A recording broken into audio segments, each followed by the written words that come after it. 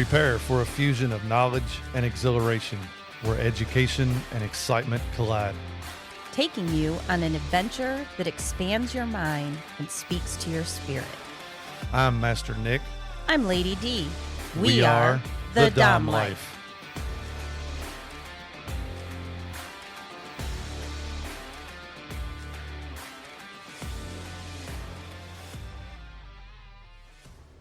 This podcast contains sexually explicit topics and adult content. It is intended for listeners 18 and older. The opinions expressed in this podcast are ours alone, based on our personal thoughts, feelings, and experiences. We understand that others may have different opinions and experiences, and we respect that. We would love to hear from you. You can reach out to us at www.thedomlife.com. Anyone can call themselves dominant behind closed doors. Anyone can submit when it's safe, quiet, and convenient. But the moment you step into public, noise, distraction, other eyes, real-world pressure. That's where your dynamic either holds or cracks. Anyone can play a role in private, but power in public, that's where it's proven. And that is what we are going to be discussing today. Welcome back, everyone. We got a really good episode lined up for you here, Power in Public. We are really excited to get into it. But before we do, it has been a while since we have had an update on your recovery. So, Lady Dee, why don't you fill everybody in? I am doing well. I am doing way better than I was before. I am still seeing doctors and still in like a recovery phase. I have healed in terms of fractured bones have healed together, and now they're just in the process of still doing what they do. But because I had inflammation for so long, I've also gotten some pretty bad news, which kind of impacted our world for the last month or so. I had already, I don't know whether I said it or not, but I had bilateral arthritis due to the fractures in my hips, permanent degenerative. And then recently I went in for another scan on my spine because I was getting stuck down. And there is a lot going on, nothing that requires surgery, but I have spinal stenosis, which was congenital, I guess. Strange things you didn't know when you didn't get injured. Right. And then I have 2 discs that have disc desiccation, which basically means I've lost the fluid in the discs. In addition to that, I have 1 bulging disc, and that disc actually has a tear in it, which is kind of what was causing me such acute pain. That's all related, obviously, to the accident. And then I also have arthritis, bilateral, from L1 to S1. Now, mind you, that's all we took an MRI of, so I don't know about my upper back, but I know I do have some issues from a previous accident 20 years ago. So I have bilateral arthritis in my spine, bilateral arthritis in my hips. And so I bought myself a couple of walking canes that are really cool that have dragons on it. I get compliments every time I'm out. I don't feel like an old person.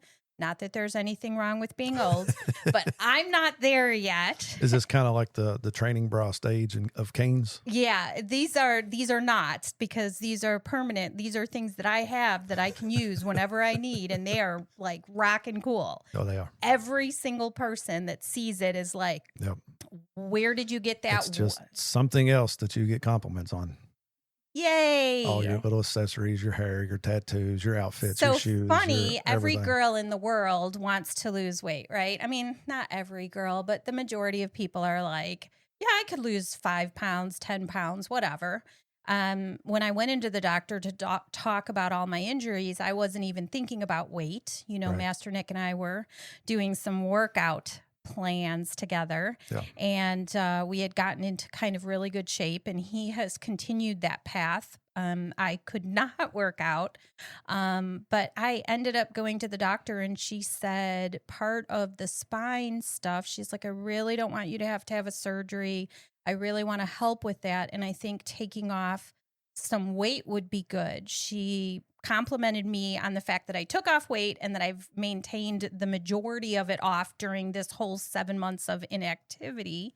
But she has put me on a GLP-1. And because of that, I'm going to lose weight. And it wasn't even related to, I never even mentioned weight. Right. So yay. Yep. I'm excited about it, and I don't have to put in as much work as Master Nick does. Yeah, which sucks. Yeah, but he's got muscles now. If only there was a pill I could take every day and not have to do all the shit that I'm doing. But it looks really good. Well, thank you. I appreciate that. All right. Let's get into this episode, Power in Public.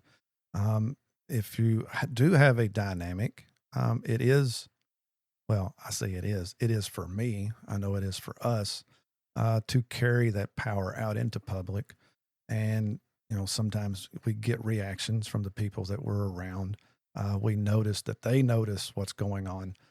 So it's a kind of a feel-good moment to know that our power is showing to other people without us having to say we're in a dynamic. Well, it's not like you take your dominance, tuck it back in your pocket when we go out. I mean, you just carry yourself this way all the time. Right. And so this episode is discussing ways, kind of like what it means. How do you do the power exchange out in public? And how do you, it's going to be a lot different in public than it is in private. Absolutely. And so if this is something new to you, if this is a new dynamic that you're starting, or you're in a dynamic, but it's only while you're in the house, this is some good information to take out with you out in public to kind of test the waters. You're not going to get it right the first time. It's like everything else. It takes training. It takes messing up. It takes making the mistakes and learning from them and communicating about what went right, what went wrong, what you can continue with, what you don't need to do the next time you're out. So again, communication is huge in this. So let's get into it. Most of the time, strangers won't see it, but they're going to feel it. They can kind of feel that power dynamic that you have if it's done correctly. It is a subtle authority, controlled behavior, and a silent communication. It is not we go out and I'm giving orders. I'm not saying this is where you're going to walk. I'm not saying this is where you're going to stand. I'm not telling you what to do. It is small cues. It is the looks. It is the signals. It is a lot of knowing each other and building that dynamic. Right. Part of what you do is you guide me through your hands. Yes. Like just, a polite thing. You see people when they're out and they're dressed up, they tend to touch each other. The guy's hand is on the back of the spine area and they help guide. And you do that on a regular basis, not just when we're dressed up. There's a leadership in you when we go out. Right. Especially, it's like getting from the car to the place. We're usually holding hands. Right. And we'll get into somewhere in this podcast, we'll get into, the right ways to walk and all that kind of stuff. But normally we're holding hands when we're walking across the parking lot or getting ready to go in. Obviously, as hopefully the listeners know by now, you do not touch any doors. So I get you out of the vehicle. We hold hands. We get to where we're going.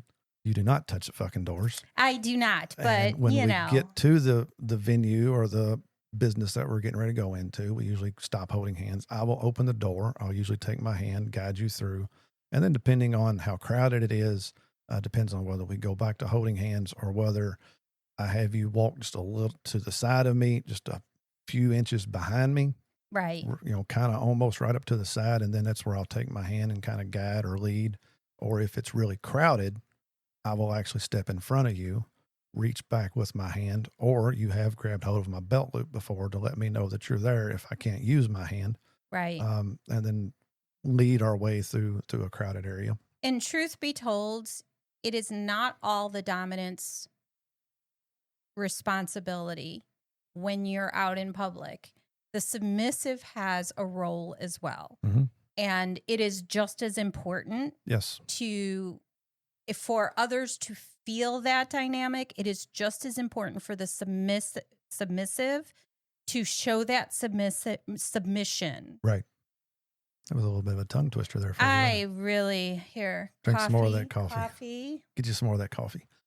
All right. A real dynamic doesn't turn off when you leave the house. It adapts, but it doesn't disappear. Our dynamic never disappears. Correct. There are times when it kind of takes a step into the background, but all it takes is a single look from you, and I am back under control, whatever that means. Right. Power in public isn't loud, it's not a performance, and it doesn't beg for attention.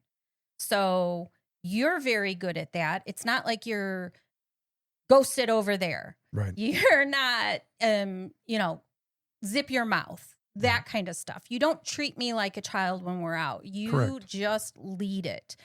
It's controlled. It's contained. You are that kind of person naturally. Even when you're angry, even when you're sad, even when you have any emotion, your emotions tend to be very held close to you. Oh, yeah. And I have to be able to see you to understand what emotion you're feeling. Right. It's usually something as simple as your jaw tightening, the vein popping out on your head. Yeah, like I'm a little angry there. There's little signals that I pay attention. So if we're out and I'm seeing that, or I see your eyes catch something and stick to it, I back backwards because I know that you're addressing safety, you're addressing a situation, that kind of stuff. Right. All right. So what power in public actually means is not being obvious or putting on a performance. It's a controlled, intentional, and often invisible to others. It is power in public is not putting on a show. If you need others to see it for it to feel real, it's already weak. And that is huge. We're not going out portraying as dominant and submissives. We're not going out trying to entertain. We're not going out trying to draw attention. We're not going out to do any of this. We're going out, we're living our lives like we live our lives. And this is how we live it. A lot of the times it does go unnoticed. People that aren't aware or that just don't see it. But there is a lot of times that we are out and we notice people will kind of stop and look and kind of point, and you'll see little whispers and you'll see their face light up, or, sometimes we get a kind of a nasty look from it, but oh well, to each their own. I think part of it is that there's some cues that we do. You order my food. Yes. That's a big one. So I don't really speak.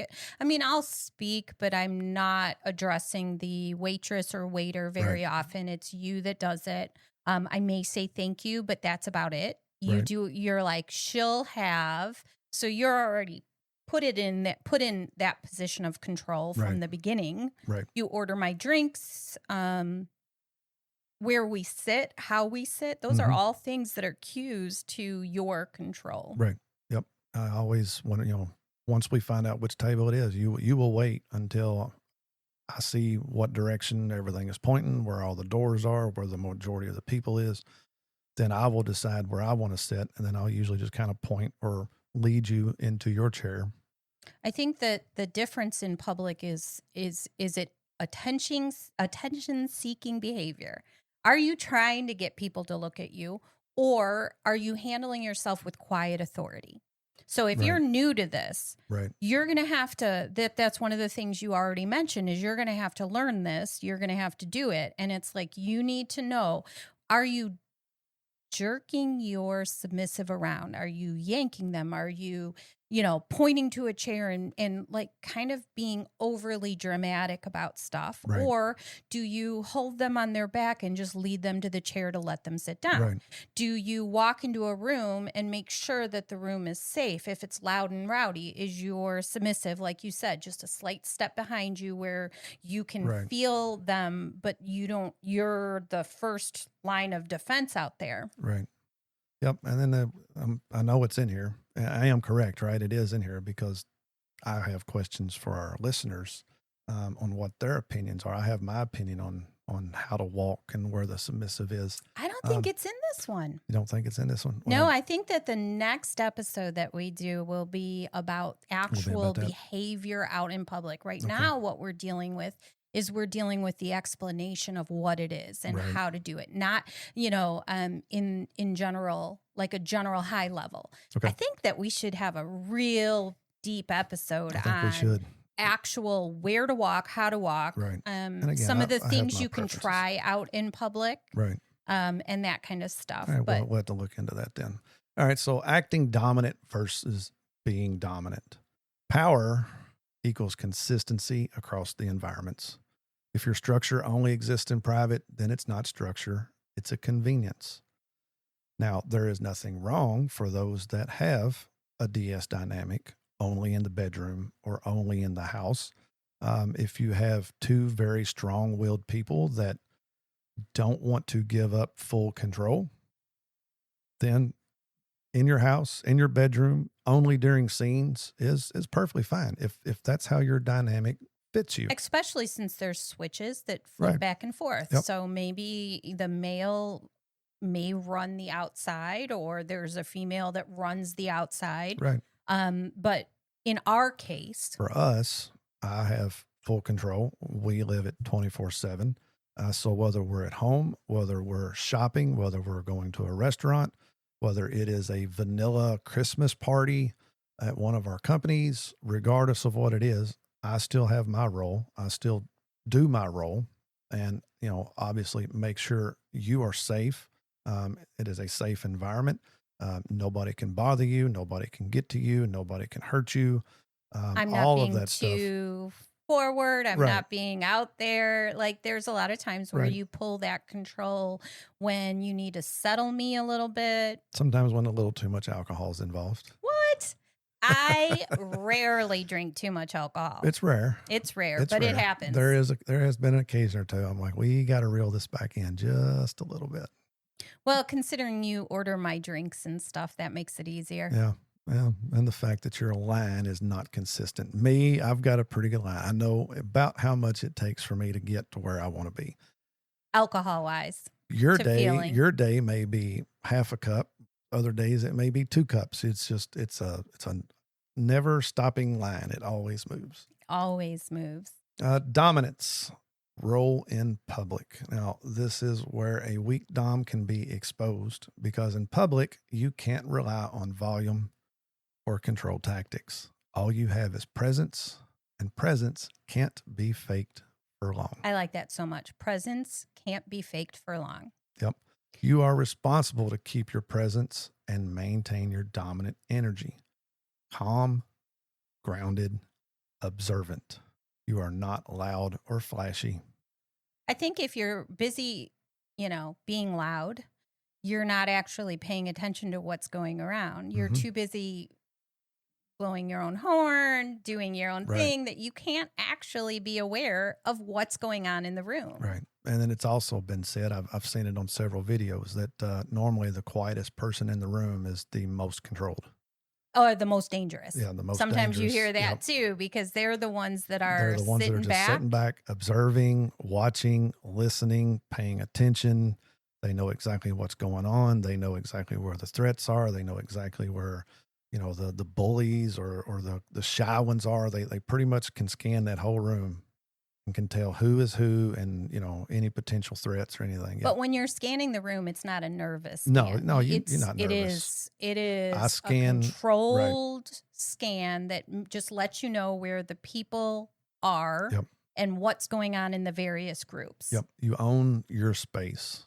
And like you said, you can't be nervous about it. If you do get nervous in a crowded place, that is a skill that you can sharpen, you can get better at. It's not like it's something you can achieve. It takes time.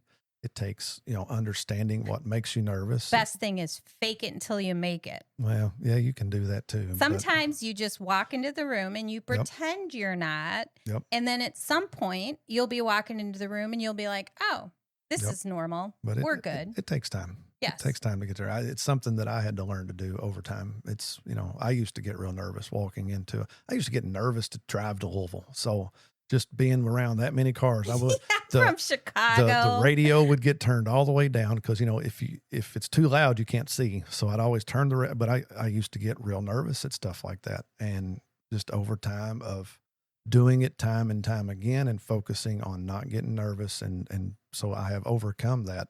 I guess, I don't know if I faked it till I made it or not. Yeah, but that's exactly what it is. And I mean, I don't mean that in a bad way. I Right. mean, you just go and you do it. Right. And you pretend like you're going to be okay because you're going to walk into a room. And if every time you walk into the room, you act nervous, then that's not good. Right. So you're going to pretend that you're okay. Yep.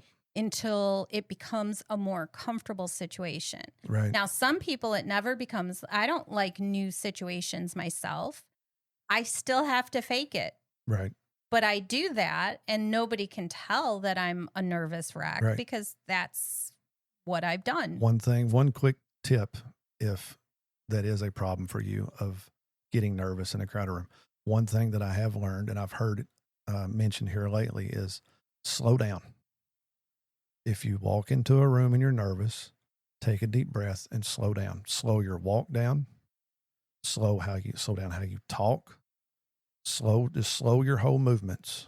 That makes sense. And it kind of calms your system down, and it doesn't make you look as nervous. I was going to say others perceive that as calm too. So slowing stuff down when you're nervous really helps.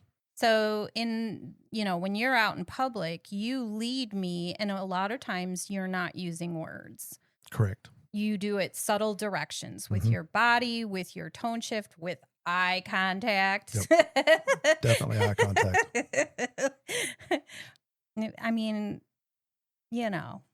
And making decisions smoothly. It should, where to go, when to leave, what's next. You planned it all out. Yeah. You plan out the event. You plan out whether or not there's a place local that we can stop at, what it's like. You kind of do all the research beforehand so that even if the night kind of blows up, you're like, I have plan B. Yep. Backup plans. Always got backup plans.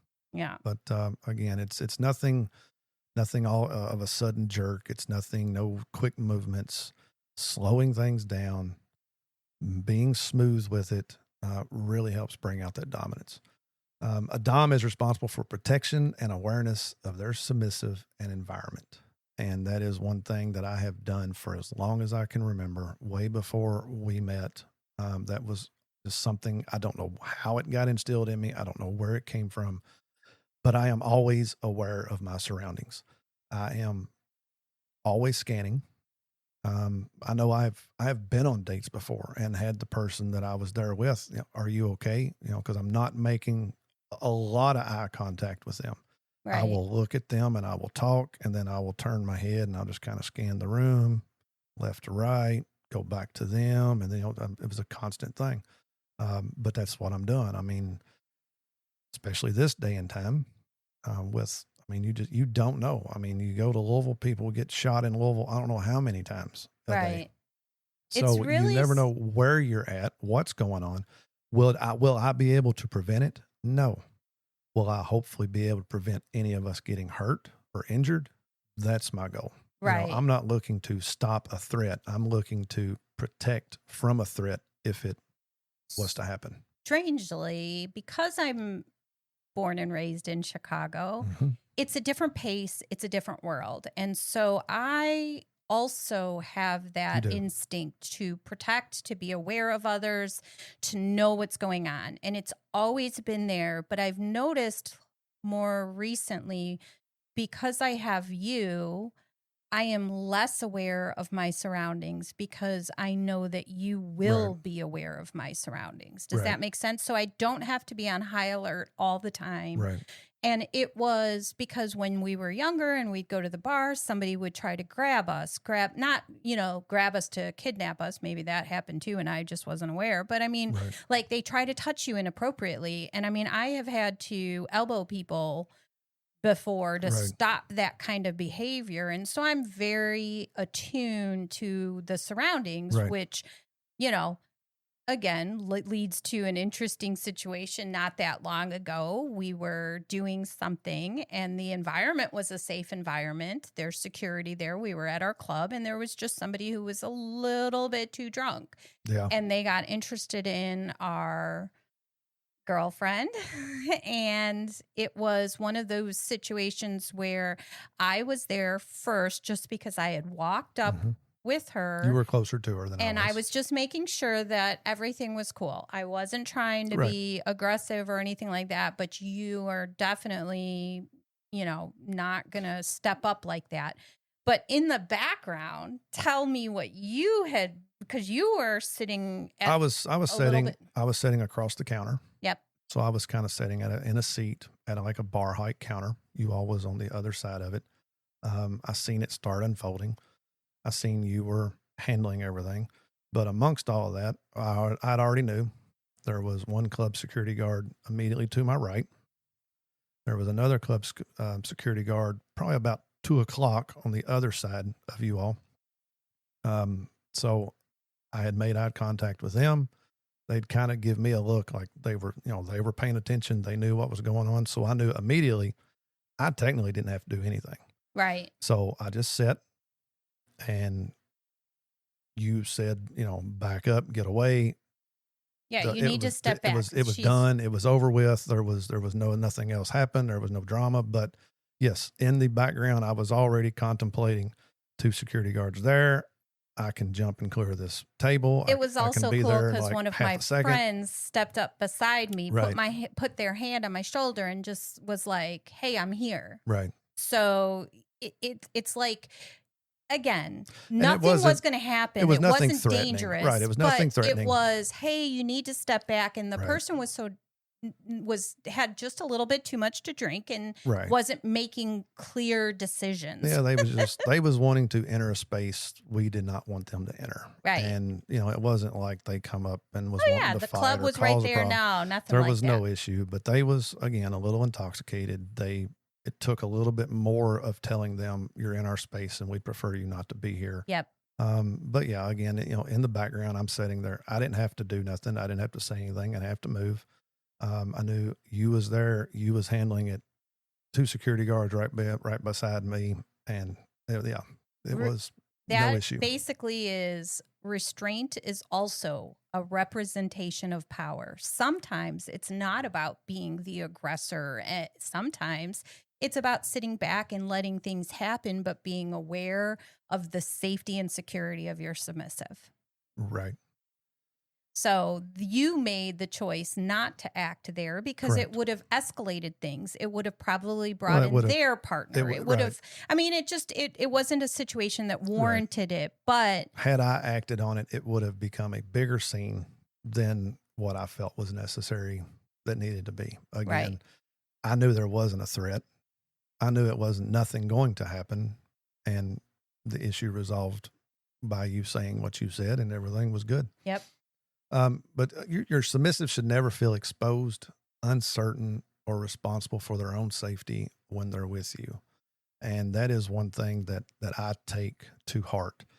I don't want anybody, I don't care if you're my submissive. I don't care if you're my girlfriend. I don't care if you're my wife. I don't care if you're in my group. I feel the need to make sure that you feel safe and protected. When we're out with our group of friends, there may be 20 of us hanging out, doing something. I personally feel responsible for everybody's safety, everybody's protection while there. I know I'm not alone. I know the other DOMs that are there feel the same way. Right. And I know that they look for the same things, which is one reason why we have our circle. That's our circle of friends. I'm not going to hang out and be with a dominant that doesn't want to protect their submissive or their other people that are there. Right. So if you have that same characteristic, if you have those same values, I'm going to want to include you in our group because the more safety, the more protection from the more DOMs, the more the submissives are allowed to be free, to express themselves, to do what they want to do, to be happy and to feel good, to just be able to release. Yes. I mean, because again, if you're out with a group of friends, you're trying to enjoy yourself. You're trying to let loose of all the work and all the stress and all the responsibilities you've had for the people. I mean, you do that too, but you do it in moderation because you're still. Oh, I'm having fun. Yeah. And I will, like but being at in club, the group helps. I'll go out, I'll dance on the dance floor, especially if I'm with you. Prior to your accident, there was times you would be your social butterfly and you would want to walk around and talk and introduce yourself to, people or whatever. And there were times I would stay propped up against a wall, against a counter up in VIP, and I would watch. Now, did I have to stand there and watch? No. I could have went with you, but maybe I didn't want to go. Maybe I wanted to just enjoy some quiet time. But while you're gone. Did you just say that I talk a lot without saying I talk a lot? I just sometimes I want time to myself, and those times are fucking perfect. You go and be your social butterfly, and you go dance if you want to dance, or you go flirt if you want to flirt. I don't, whatever you want to do to make yourself happy. There's times I want to stand back and just watch. But that's what I do. Everybody, he just said I talk too much. Not all the time. Don't choke on your coffee. But that's what I do. I will stand back and I will watch. Do I watch you the entire time? No. I will find your positions, make sure you're good. I'll scan the room. I may, somebody may walk up. Hey, how's it going? I'll talk to them briefly. I'm back looking at you, making sure you're good. So it's not like I'm got eyes on you all the time. Right. But it is a constant look and it's a constant scan to make sure everything is good. And that, you are watching everything, even when it looks like you're not. And that's one reason why I love being up in VIP. It's kind of like the crow's nest that they call it. You're up above everybody. You can see a lot more. And you'll find me, if I'm in VIP, you will find me leaned across, looking down on the dance floor. And that's what I'm doing. I'm just scanning the room. I'm watching people have fun. I'm watching people dance. I'm watching people converse with each other. It's a great time. It's a great atmosphere. I have yet to be there and there be a threat, but I'm still up there watching. That's just what I enjoy doing. Yes. All right, go ahead. So public control shows mastery more than private intensity. Okay. Right? Yep. So when you're out in public and you're able to control your submissive without being loud, without touching, it's a lot. It shows the dynamic more, right, I think, than when it's private at home. If your dynamic is 24/7, if it carries over to public. Right. So you do not, you're not loud. Correct. You know when to act. You know how to direct me, even without being aggressive. And I think that a strong dominant tends to give less, not more in public. Fewer words, clear expectations, and zero wasted energy. And you do not waste energy. I have seen you correct a behavior with a word or a look. And that's it. That's all it takes. And usually. I think all of the viewers that actually watch on YouTube got to see that when you corrected something not too long ago. Yeah, they got about half the look. They didn't get the full look. They got about half the look. But again, so yes, that to me, what you just said is great. And you are right. I never have to get loud. Even with our newest one. We've been out to the club twice now. We've been out to restaurants. We've been to a couple of, I really wouldn't call them bars, but because it really wasn't the bar that I would picture as a bar. It was a bar, but it was a dead bar. Right. And even with them, it's a new dynamic. We are still learning each other. We are still building. We are still creating, the foundation, the structure, the walls, the rules, the tasks. We're still building all of that. But this, what you just said, really shows what a good submissive is. A good submissive should not act where their dom has to get loud. Right. Where their dom has to constantly correct, where their dom constantly has to put energy into their behavior or their attitude or what they're doing. So all of that you just said right there, to me, really shines onto a good submissive. A good submissive should know that draining the dom's energy by acting out in public is never going to be a good outcome, especially for me. Right. If I spend more time and energy correcting or telling my submissive or getting loud with my submissive or having to constantly go to my submissive, guess what? You're not going to be my submissive very long. Right. Because it will either straighten up and get better, or you're not going to be the submissive for me. Because, Right. you know, especially out in public. I've said it on here before. I'll say it again. I like the brattiness. I do. I enjoy the brattiness. But there is a time and a place for that. If we're at home and you want to brat out and you want to pick and you want to, I love it. I love the banter. I love the You back let and me forth. do it in public too, but it's a a more limited controlled time. It is a controlled brattiness. Yes, I know exactly how far I can poke, and after that, where you're correcting the behavior with a look. But even on that, you may be bratting that other people don't know you're bratting. Right, I'm not. You're doing it to me. Yes. Others aren't seeing it, and I am completely good with that. I like the little bit of banter back and forth. Right. I like that I will put my hand on your throat and push you up against a wall and lean in and tell you in your ear how you're acting up or what I'm going to do to you. I am perfectly good with that. That's very hot. But very hot. if I'm having to constantly do that and drain my energy on that, right. Not only are you not having fun, I'm not having fun, and it's not going to be a good night. So basically, don't lower your expectation when you're around others. Just because you have other people around, don't make your dynamic less than it normally is. Correct. Exactly. Behavior still reflects your dynamic. And again, for some, you know, so I know this was a huge conversation before, brat tamer, brat handler. I have got a little more clarification on it. I do not want to be a brat tamer. I do not want to take a brat and make them the 100% good girl all the time. I am more of a brat handler. I'll enjoy the banter back and forth. So if that is part of your dynamic, by all means, out in public, feel free to push the buttons every once in a while.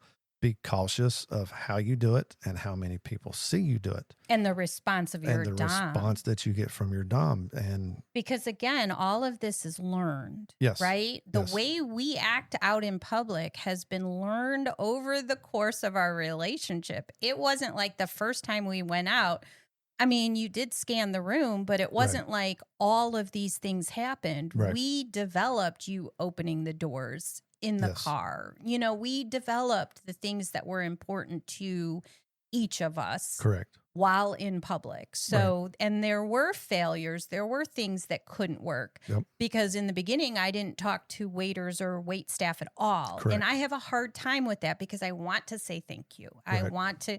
So we've adjusted it. You place my order, you order my drinks.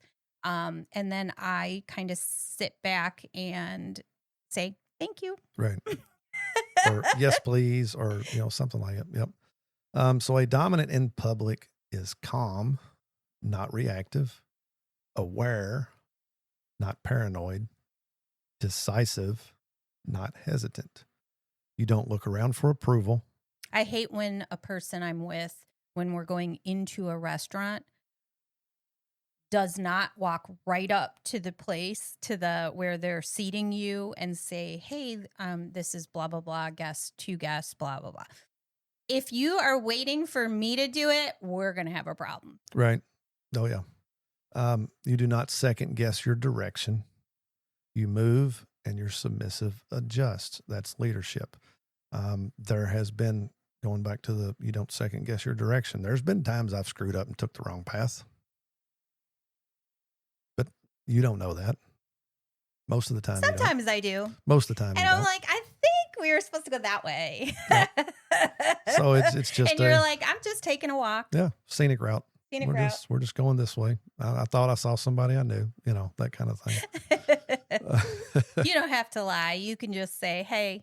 I will admit right here on this podcast yes, I screwed up fucking many times. Yeah. But it's only a fuck up if you don't learn from it. So learn from it, correct it, do better next time. That makes a fuck up into a life lesson. And that's how I live my life. And so that we just basically covered kind of like the dominance role out in public, right? Right. But as we said in the beginning, the submissives have a role too. Their role is even bigger than the dominance role. Sometimes I think that it's because I have to be focused. I don't know. I don't think it's bigger than the dominance because my focus literally 100% just has to be on you. If I'm attuned to you, if I'm paying attention to your cues and signals, then my job is easy. I only have to look at you. You look at everything and everyone and the whole situation around you. It's like the second full-time job that we've talked about by being a dominant. I've got 3 of them now. My job is just to watch you. I hear you. Was that a complaint? Absolutely not. No, I didn't think so. Okay, let's take a break right here. We've got a lot more to cover. So let's give it a pause. Let's let our listeners really soak this in. Okay. And then we will be back next week with part 2. You do not want to miss it. No, you might want to miss it because I'm sure that there's stuff negative about submissives. I'm just saying. Never. See you next time. Bye. Please follow, like, and share our podcast. Make sure to visit thedomlife.com where you can find pictures and other details about the Dom Life podcast. And through the Contact Us button, you can ask questions or provide recommendations for future episodes. We want to explore your kink too. Be sure to check out upcoming events to see where our adventures are taking us and our photo gallery to where we've been. Thank you for joining us on this journey. We hope you had fun listening and learning with us. Till next time, keep calm and remember your safe word. Red, red, red.